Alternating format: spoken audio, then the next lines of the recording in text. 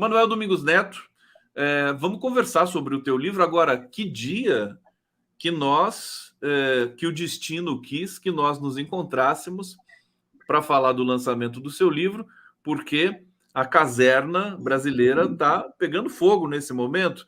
Eu vou pedir para você comentar de cara, Manuel, essa parte da delação do Mauro Cid, que traz aí a questão do almirante Garnier, que se colocou para ajudar o Bolsonaro numa tentativa de golpe, e do comandante do Exército que, segundo o Mauro Cid, não deu voz de prisão, mas disse que teria de prender o Bolsonaro. Você viu essas informações e o que você achou? Uhum.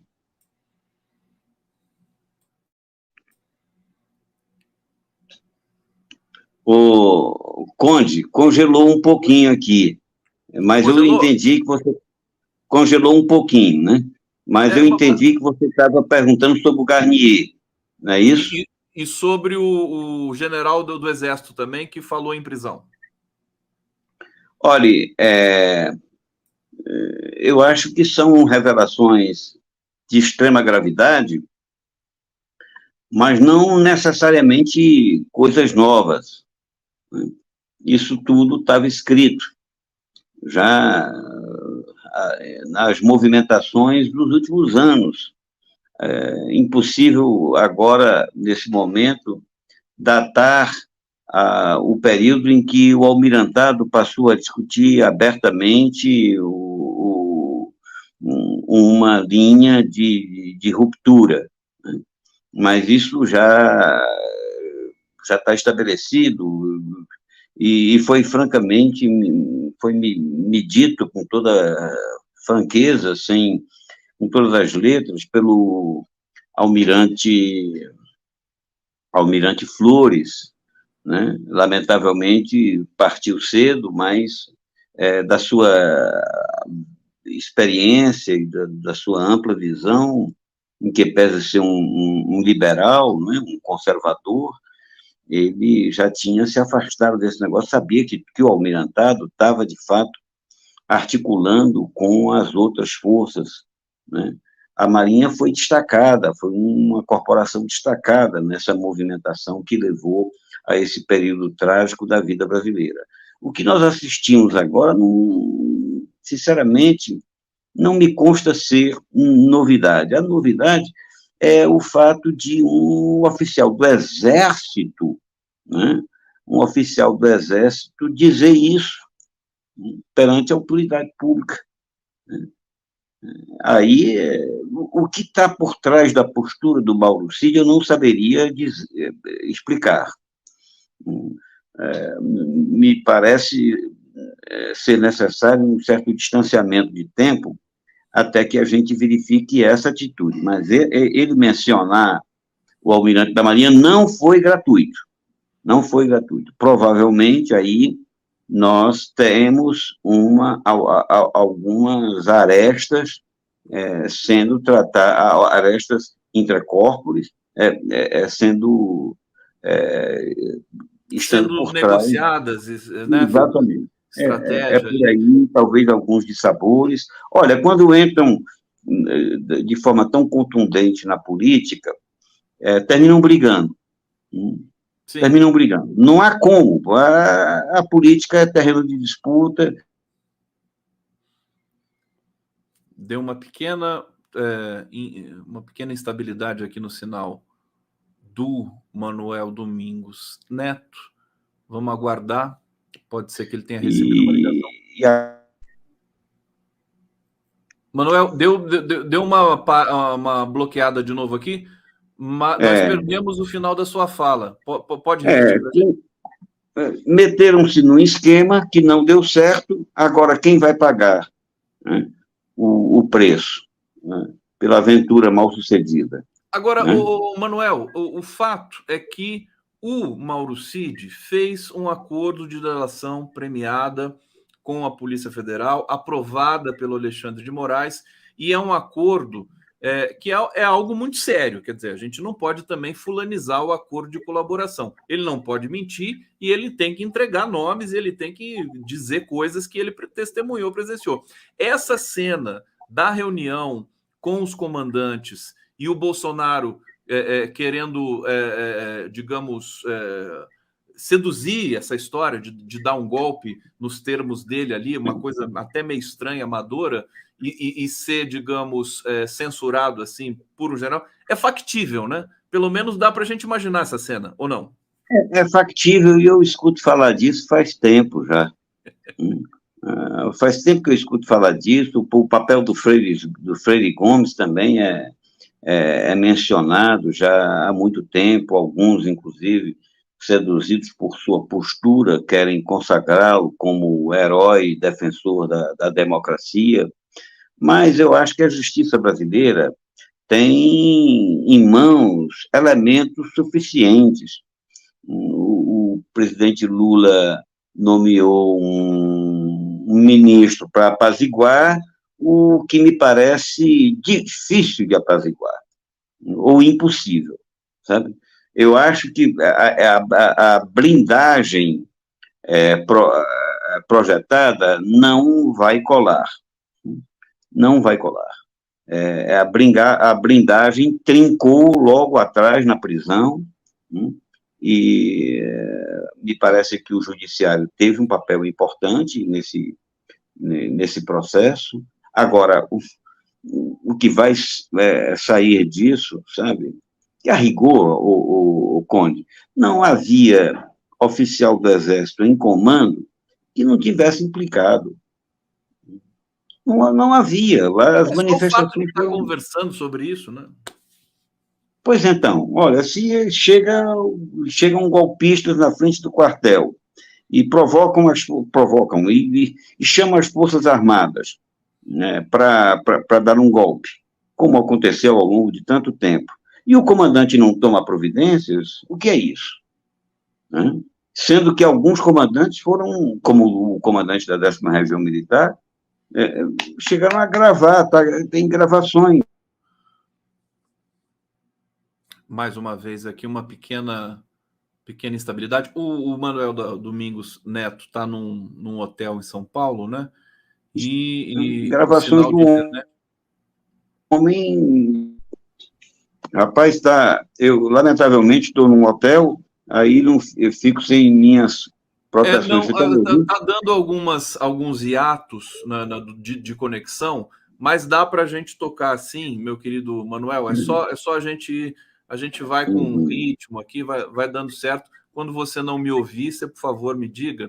Ok. E eu farei o mesmo com você. Agora, posso te perguntar o seguinte: o que vamos supor, vamos imaginar, né, que as Forças Armadas brasileiras são maravilhosas, as melhores do mundo, né? Vamos imaginar isso, que todos são ali, né, vocacionados e respeitadores da democracia e da Constituição. O que um general comandante do Exército faria num momento desse, presenciando uma reunião dessa? O que ele deveria fazer? Ir para o STF, falar com o presidente do STF? Olha, ordem errada não se cumpre. A reunião não poderia ter acontecido.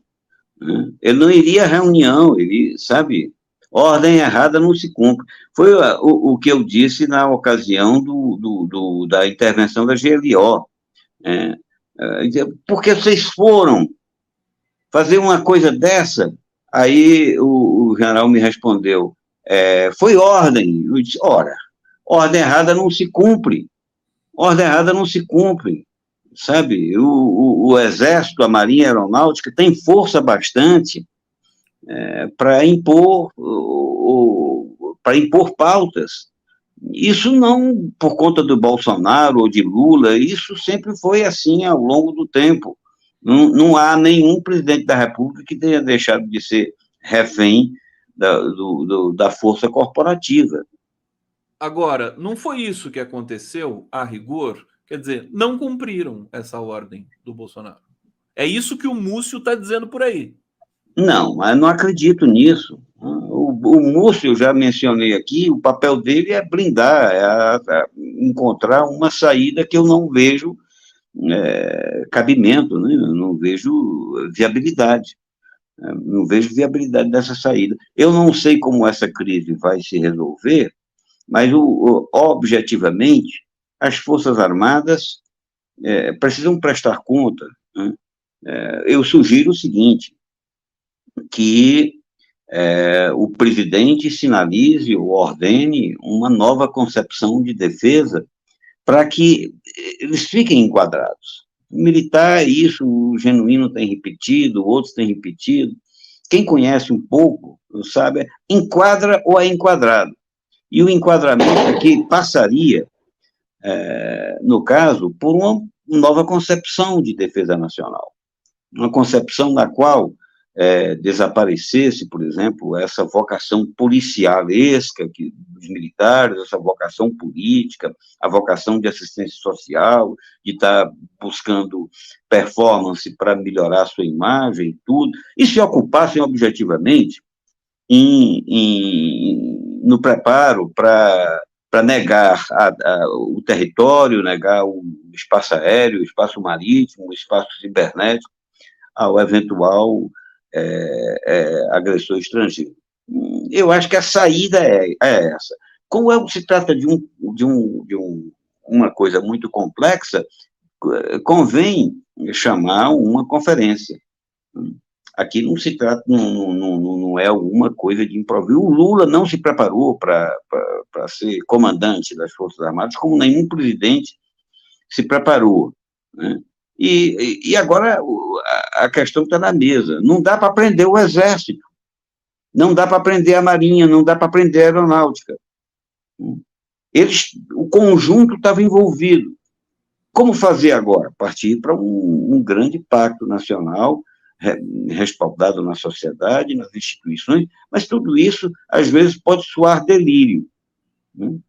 Pode soar delírio de minha parte, né? Porque essas corporações são habituadas a mandar, elas têm força, particularmente o Exército, mas à medida em que fique evidenciado a fragilidade da defesa nacional brasileira atualmente, um reposicionamento é fundamental. Se ficarmos apenas sacrificando alguns bodes expiatórios, sabe, o problema vai emergir novamente de forma muito rápida. É uma grande demonstração de força essa do Comando Militar de evitar uma Conferência Nacional de Defesa. A Conferência Nacional da Defesa. De uma certa maneira, creio que seja esse o ponto e a reflexão que você faz no teu livro, no teu novo livro. Mas antes de você explicar para a gente, meu querido Manuel, deixa eu trazer aqui o comentário do nosso público que está nos assistindo aqui. Estamos ao vivo, também pela TVT de São Paulo e pela TV 247, evidentemente, que vocês estão vendo aqui a origem dessa transmissão. Edson Antunes, o golpe seria sacramentar o fim da direita. Hussein Brasil, não haveria tentativa de golpe sem os militares. Carlos Eduardo Lessa, a prisão preventiva do inominável não está demorando? Ele pergunta. Hussein, Felipe, golpista nos Estados Unidos e no Brasil é sionista. Hussein, Felipe Martins se dizia judeu, não é sionista. Vivian Pereira Mendes, espera aí, o ICL não recebe nada, nós assinamos. Não, a gente acabou de dizer aqui a lista de quem paga impulsionamento para a empresa Meta, e apareceu o nome de várias pessoas, inclusive do governo brasileiro, né? Tá lá, o nome do Eduardo Moreira apareceu, tá aqui. Acho que certamente a gente pode fazer um debate sobre isso depois. Cidadão Plural, Conde Certíssimo, Chorinho é o nosso jazz e blues. Hussein Brasil, Conde traz pessoas fantásticas para conhecermos, e ele diz, o militar antigolpista é o general Freire Gomes. Vamos falar do seu livro, porque eu acho que algumas respostas estão ali, meu querido Manuel Domingos Neto. E aqui eu fechei a sua imagem, eu vou colocar outra transparência aqui para mostrar o teu livro. Deixa eu, inclusive, colocar, na verdade, aqui o convite para o lançamento. Fala para a gente o que fazer com o militar meu querido Manuel Domingos Neto? Uma profunda reforma das corporações. Quando eu chamo de reforma, são mudanças estruturais. Alguns pontos dessa reforma, por exemplo, a superioridade aeronaval sobre a superioridade sobre a força terrestre. Né? Se quisermos pensar em defesa nacional, nós precisamos reduzir a força terrestre. Guerra hoje não se resolve mais com combate corpo a corpo, não é guerra de fuzil, não é guerra de rambos, né? É uma guerra muito mais apetrechada, com novos recursos, e precisamos nos preparar para isso. Outra coisa seria a redução geral do contingente. Esse contingente, não, sabe, ele é deletério do ponto de vista das finanças e ineficaz do ponto de vista da dissuasão. Investimentos em ciência e tecnologia, inovação e indústria, mas não como pretende atualmente, como falam atualmente alguns, essa iniciativa de equipamento novo de produção de conhecimento tecnológico, isso passa paralelamente a uma confraternização, a uma parceria com os nossos vizinhos, porque o nosso primeiro escudo para um eventual confronto são exatamente os vizinhos. E isso o produtor estrangeiro não quer, porque ele sempre estimulou, eu conto isso no livro, ele sempre estimulou o conflito interno, de sorte aqui o Chile, a Argentina, os nossos vizinhos, que deveriam ter aviação própria, ter equipamento próprio, ter satélite próprio, ter lançador de míssil próprio, seria mais viável, desde que consorciados, eles ficassem disputando e comprando, todos eles comprando na indústria estrangeira. Esse é um processo secular. Eu estudei isso desde a minha tese de doutorado. Olha, obrigar o militar a parar de ter o vizinho como inimigo e visar objetivamente a integração sul-americana seria um dos pontos fundamentais da reforma. Outro, para só terminar de ilustrar mesmo a complexidade da temática, rever o recrutamento militar, Conde, é uma coisa que ninguém fala. Particularmente o Exército não mexe no recrutamento, e alega o tempo todo, é preciso mais soldado, mas não dá, não é por aí. Sabe, o que é preciso é mais investimento em ciência e tecnologia. O que é preciso é um aparelhamento autóctone, aparelhamento de soberania nacional, não fechar os escritórios em Washington e na Europa, os escritórios militares, é um ponto fundamental. Se o Lula anunciasse isso, qual era o general que poderia ser contra? As Forças Armadas Brasileiras têm escritórios em Washington e na Europa? É isso? Exatamente, exatamente. Isso não é usual? Por exemplo, a Argentina não tem? Eu não sei quais são os que têm, mas provavelmente não tem, inclusive porque isso é muito dispendioso. Agora, Manuel, primeiro deixa eu mostrar aqui a capa do livro, porque a capa do livro é muito, muito significativa. Deixa eu só localizar aqui, eu coloquei aqui em alta resolução para vocês. Olha só, O que Fazer com o Militar, pela editora Gabinete, Manuel Domingos Neto, Anotações para uma Nova Defesa Nacional. Olha que capa fantástica, aqui a bota. Você sabe que eu vi de longe, eu achei que a bota era uma porção de notas de dólar, assim, colocadas umas amassadas a outra, mas não, é camuflada mesmo, né? É camuflada. Tá aqui a capa. É camuflada. Agora, na verdade, essa ideia de botar dólar não seria de todo reprovável, pelo seguinte, porque as Forças Armadas Brasileiras não conseguirão movimentar aviões, movimentar navios, movimentar esquema de comunicação, movimentar a vigilância territorial, sem o acordo dos Estados Unidos. Objetivamente é isso. Nós dependemos em tudo do Pentágono.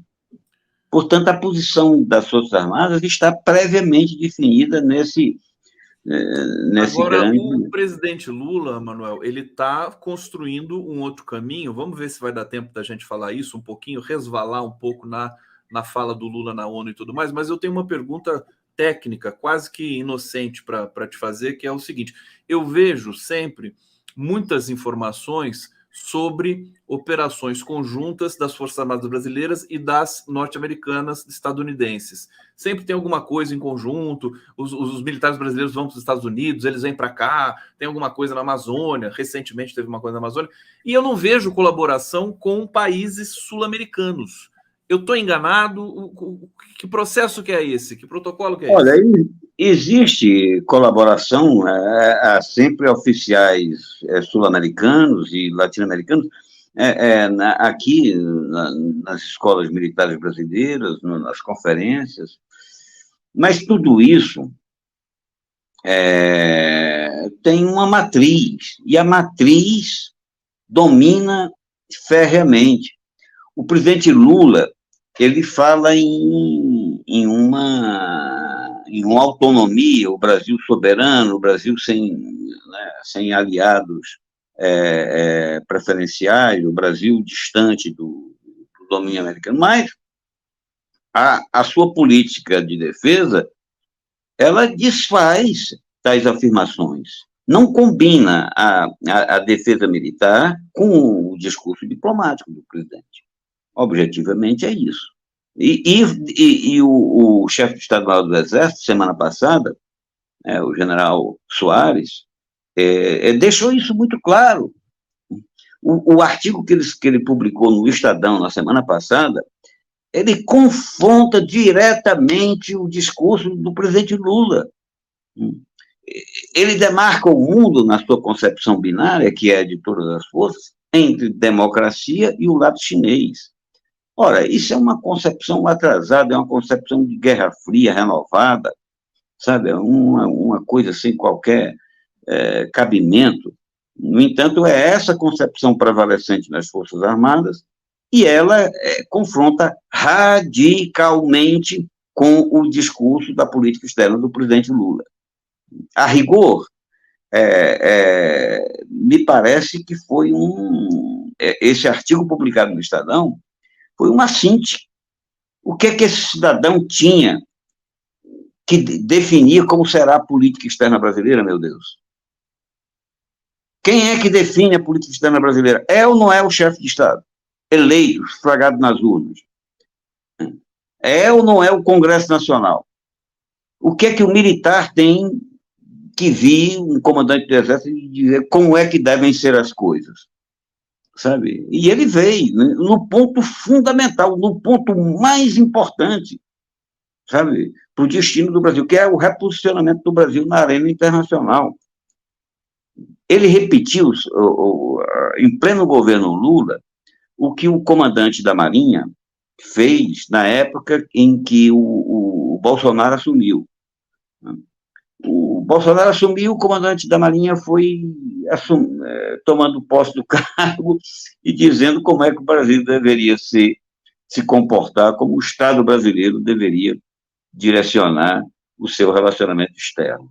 Agora, essa coisa que você mencionou aí, das idas e vindas, das operações, dessas coisas, olha, não há demonstração de obediência, sabe, de entrega maior do que essas operações conjuntas e essa ponte aérea que se estabelece entre os quartéis brasileiros e os quartéis norte-americanos. É porque eu imaginei aqui, mano, a gente está tendo uma aula fantástica aqui com o Manuel Domingos Neto, uma prévia da reunião da Perseu Abramo, hein, Manuel? Aqui você está testando a gente, aqui como o público que depois você vai fazer aqui. O Instituto do Partido dos Trabalhadores, que é a Perseu, e todos enfim, a academia brasileira precisa discutir isso com qualidade, né? Precisa trazer a questão das Forças Armadas e buscar uma solução. Eu pensei aqui já modestamente no seguinte, quer dizer, as Forças Armadas Brasileiras tinham de ter uma meta, algum tipo de meta, né? Sem fazer trocadilho com a empresa do Zuckerberg. Porque, por exemplo, fazer operações conjuntas com as forças da América do Sul.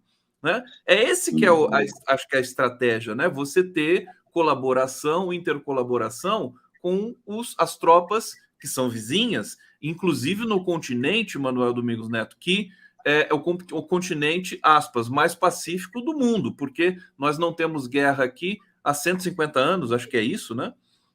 Enquanto a Europa está fragmentada, né? Eu acho que poderia ter um plano novo, mas em acordo com Argentina, Colômbia. O que você acha dessa possibilidade? Olha, eu diria que é o segundo passo fundamental de uma nova concepção de defesa, porque a reforma militar ela tem que ser orientada por uma concepção de defesa. A concepção de defesa que eu proponho é a seguinte: o ponto básico, a viga mestra, é a coesão nacional, a coesão dos brasileiros. Né? A segunda coesão, essa sabotada pelas próprias Forças Armadas. Sabe? Agora, a segunda grande escola da defesa é essa parceria, é essa amizade, porque ela que vai viabilizar, inclusive, a nossa capacidade industrial em armas e equipamentos. Nós precisamos de compradores. Agora, o desenvolvimento desses produtos podem ser feitos em parceria. Olha, rapaz, Brasil e Argentina se juntando rapidamente, e o Chile se juntando rapidamente, terão aviões próprios. E terão barcos mobiliados com equipamento sul-americano. E terão reforçada a confiança mútua. Agora, automaticamente, o Estado Nacional Brasileiro, assim como os vizinhos, estarão comprando tensões com o grande produtor. É o Pentágono que coordena a produção industrial militar de todo o Ocidente. A nossa capacitação representaria um grande desafio. Aí, esses 150 anos de paz que você se refere, provavelmente... Por que há tanta paz durante tanto tempo, quando o mundo... É porque foi um continente com estados nacionais subordinados. Não houve desafio objetivo à vontade Se todo mundo fosse soberano aqui, teria guerra pra caramba, é isso que você está falando. É isso aí, rapaz. Qual é a necessidade de guerra, de intervenção direta, né? Se você está jogando o jogo conforme o poderoso quer, né? Nunca houve uma desobediência mesmo, sabe? Nunca houve. E dizer, por exemplo, nós vamos ter um lançador de satélite próprio, nós vamos ter um hipersônico próprio, sabe? As pressões que ocorreram agora contra o submarino nuclear foram pressões graves e que vão ser reveladas. Eu tenho absoluta certeza que foram gravíssimas e que serão reveladas nos documentos daqui a pouco. Documentos, né? que agora, mais uma vez, aqui dizer, depois que o fascismo cai, as verdades vêm como uma tsunami, né? Então, a gente está recebendo muito, inclusive a Polícia Federal está fazendo o trabalho dela, investigando, interrogando, fazendo esse acordo. Quer dizer, só no celular do Mauro Cid, Manuel Domingos Neto, tem muita coisa, muito desvio, né, que deve ter sido praticado aí com essa quadrilha anterior aí no governo militarizada. Eu queria saber, essa coisa do submarino que você está falando, pressões dos Estados Unidos, você disse, porque o submarino era um acordo com a França, né? Ora, mas e a França produz alguma coisa? Ixi, Manuel caiu e já voltou. A França está no esquemão, é a OTAN. A França, aliás, é o único... a França, aliás, é a única voz razoável, um pouco dissonante. Mas, mesmo assim, a dissonância do militar francês, ou do Estado francês, é uma dissonância pequenininha. Eles entraram no jogo. Eu analiso, em alguns capítulos do livro, as manifestações francesas. Meu Deus, sabe? É de subordinação ao Império norte-americano. A Aliás, França, desculpa te interromper toda mais aquela uma vez, parte, a Europa é totalmente subordinada, é uma vergonha, né, Manuel? e a subordinação, um dos canais da subordinação foi esse, o domínio da máquina militar. Domínio da máquina militar. Se a França produz muitas coisas, ela pode vender? Não tem direito de vender, porque no que ela produz há componentes norte-americanos, sabe? E fica interditado. Pela lógica, é o seguinte: nenhum país produtor de armas, equipamentos e serviços militares vai ceder a potenciais inimigos, vai vender a potenciais inimigos. A compra implica em subordinação.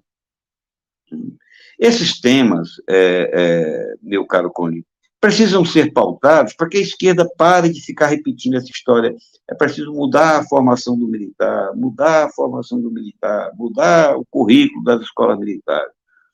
É preciso que a esquerda entenda que o militar não é formado essencialmente em sala de aula, como nas universidades, sabe? O que adianta, eu já disse isso algumas vezes, o que adianta você, por exemplo, ter uma excelente aula de formação social brasileira, mostrando os valores da sociedade, os problemas sociais, e depois sair cantando que ele é a esperança da pátria, ele é a inteligência da pátria, que a pátria tudo que ele aprendeu vai pelo, sabe, vai pelo ralo. O que adianta dizer que está voltado para o inimigo externo quando ele cultua o repressor interno? O patrono das Forças Armadas não é Tiradentes. Por quê? O militar participou do martírio de Tiradentes. O patrono foi o grande chefe que conduziu operações contra brasileiros. Caxias, quando chegou no Paraguai, ele já estava com a biografia escrita. Já era até para complementar o que você está falando, o exército brasileiro se notabilizou por matar brasileiros, né? Todas as revoltas, né? Canudos, você pegar tudo que aconteceu no Brasil, o exército, ou um proto-exército, estava lá para assassinar as pessoas. Né? Não exatamente. Não é à toa que nós mantemos um Estado subalterno e uma sociedade tão desigual, sabe? O legado colonial está mais vivo do que nunca. Agora, para que isso acontecesse, só poderia acontecer com o Estado funcionando com seus instrumentos de força a todo vapor. E foi o que aconteceu. Então, a reforma militar é uma necessidade profunda. Quem fala em mudança social, quem fala em transformação, em superação, em desenvolvimento,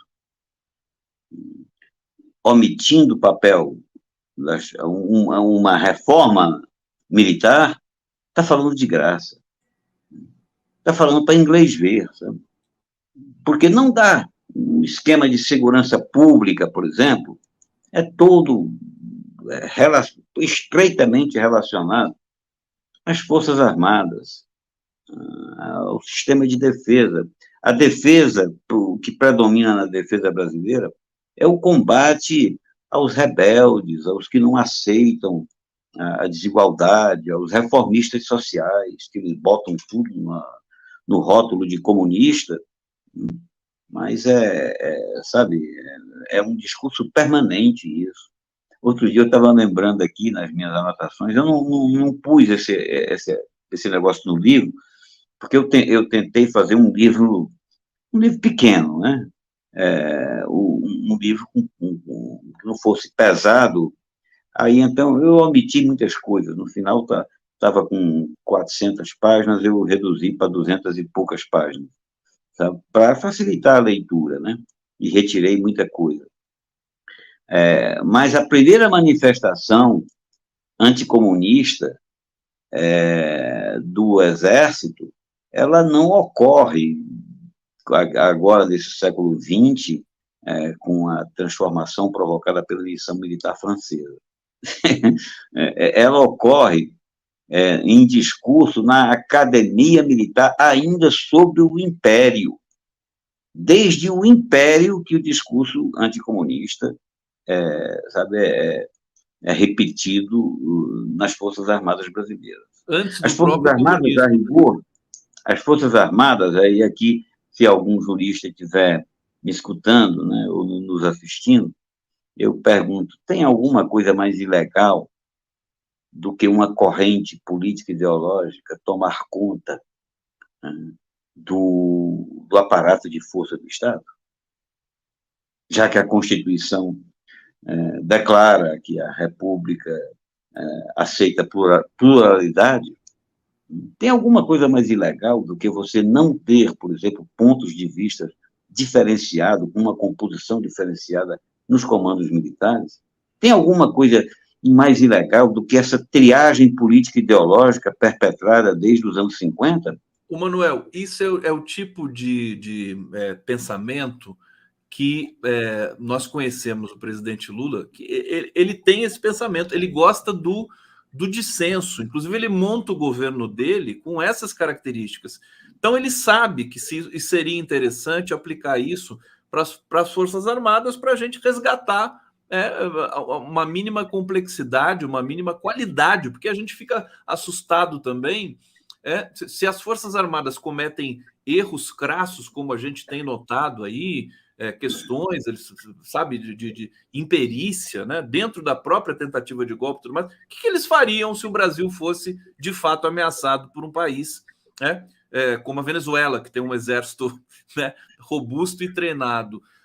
Eu queria que você falasse, assim, para a gente terminar, eu quero que você convide para o lançamento do livro, mas se você puder falar se o Lula, se você sente que há uma possibilidade no ritmo que o Lula preconiza, que é um ritmo lento, e nós percebemos isso, embora a história esteja acelerando, né? As coisas estão acontecendo rapidamente. No caminho de tirar as Forças Armadas desse limbo, porque eles estão, Manuel, com a pior imagem da história, eles estão acuados. Quando a gente vê o Múcio, pelo menos a impressão que eu tenho, dando coletiva, falando sobre as Forças Armadas, eles querem agora buscar, investigar esses generais que violaram, ameaçaram o país, prender para tirar, segundo, nas palavras do Múcio, o manto de suspeição das Forças Armadas. Então, eu queria que você falasse um pouquinho sobre isso. Olha, eu acho que o presidente Lula vai enfrentar muitas dificuldades até o final, sabe? Inclusive, a primeira dificuldade é o desconhecimento. O Ministério da Defesa não é equipado com pessoal civil gabaritado para dar opinião. Os militares detêm o monopólio do conhecimento sobre os assuntos militares e os assuntos de defesa. Eles não aceitam, né? Eles querem definir tudo sozinhos. A política de defesa é uma política ampla, ela é transversal, ela atravessa todos os domínios da política de Estado. E se o chefe de Estado não detém um corpo organizado, e nem isso é fabricado da noite para o dia, né? Não há um corpo civil com competência, com preparo e com independência para opinar, o chefe de Estado fica refém da opinião do comandante. E esses conflitos internos, essa blindagem trincada dos militares, que a dinâmica política vai forçar, certamente, a um reposicionamento do presidente Lula. Esse sistema do ministro Múcio, de ficar insistentemente defendendo o indefensável, isso não pode resistir, sabe? Não pode resistir. O contraditório vai num crescendo. Daqui a pouco, esses homens hoje estão encostados contra a parede. Veja lá, Quando você encosta um homem, corporações armadas contra a parede, isso é um perigo grave. É um perigo gravíssimo. Portanto, eu acho que é hora de começar a conversar com franqueza, com toda... E sem temor, sem medo, isso. sem medo. Conversar seriamente, conversar apropriadamente, para nós encontrarmos, diga a sociedade, encontrar uma saída para essa crise profunda. Há um conflito entre a vontade social e os instrumentos de força do Estado. Perfeitamente. Deixa eu convidar todo mundo aqui para o lançamento do livro do Manuel Domingos Neto. Vai ter um debate com o Manuel Domingos Neto, local FESP São Paulo, Fundação Escola de Sociologia e Política, e o Aldo Fornazieri vai estar lá, hein? Rua General Jardim, 522, 7º andar, Vila Buarque, São Paulo. Será na segunda-feira, dia 25 de setembro, às 19 horas. Todos convidados para esse lançamento importante, esse livro. Parabéns, hein, Manuel? Ficou bonito o livro. Parabéns pela publicação, pela edição. Obrigadíssimo por vir aqui hoje dividir um pouquinho do seu conhecimento conosco. Quem tem a agradecer sou eu, Conde. Todo o apoio que vocês dão ao meu trabalho, eu agradeço muito e deixo aqui um grande abraço a você e a todos os que acompanham. Até a próxima. Sucesso aí na Estado de São Paulo. Valeu. Obrigado.